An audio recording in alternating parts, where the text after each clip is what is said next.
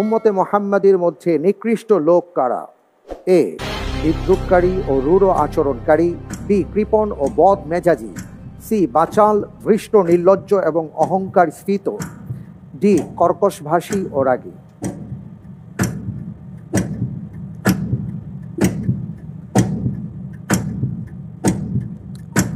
আমি 50-50 চান্স নেব।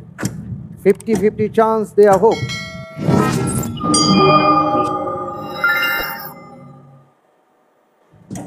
জি, এ অথবা option C.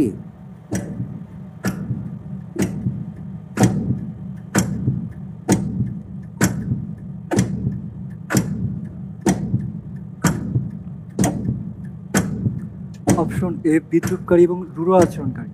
Option A fridge করা হোক। অপশন এ, বিদ্রুপকারী ও রূঢ় আচরণকারী।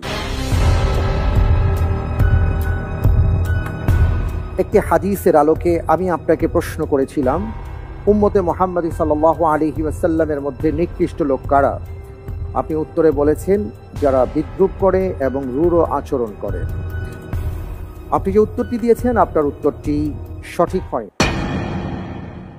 সঠিক উত্তর হচ্ছে অপশন সি, বাচাল, ভৃষ্ট, নির্লজ্জ এবং অহংকারী স্ফীত।